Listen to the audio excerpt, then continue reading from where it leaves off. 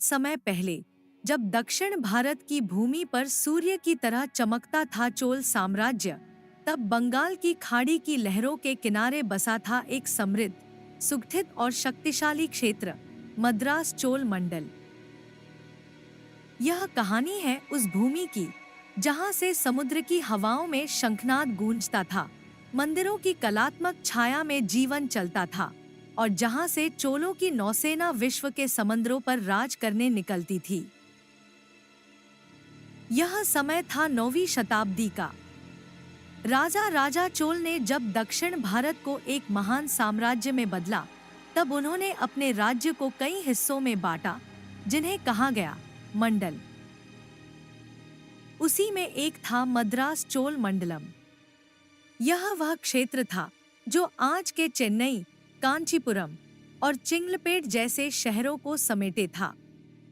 समुद्र से सटा हुआ, व्यापार से भरपूर और संस्कृति से समृद्ध। मद्रास मंडल के अंदर कई नाडु यानी छोटे प्रशासनिक क्षेत्र थे और हर नाडु में होते थे गांव, जिन्हें कहते थे उर।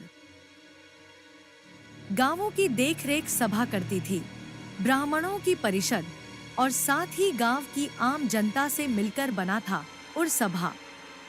राजा भले ही दूर बैठा होता, पर प्रशासन गांव के चौपाल तक जीवित था। मद्रास चोल मंडल की धरती पर उगते थे पत्थरों से बने भव्य मंदिर।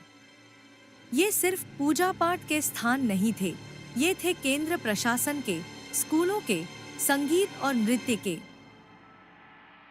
द्रविड़ शैली की वास्तुकला में बने ये मंदिर आज भी चुपचाप खड़े हैं, जैसे इतिहास खुद को दोहराने का इंतजार कर रहा हो।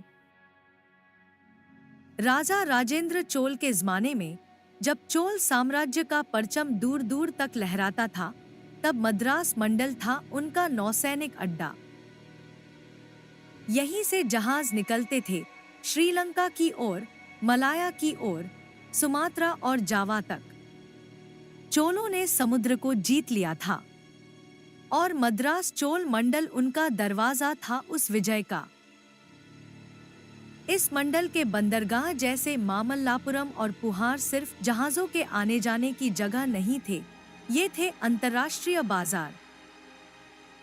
यहाँ से मसाले, रत्न, हाथ से बने वस्त्र और कलात्मक वस्तुएं अरब, चीन और सुदूर द्वीपों तक भेजी जाती थी।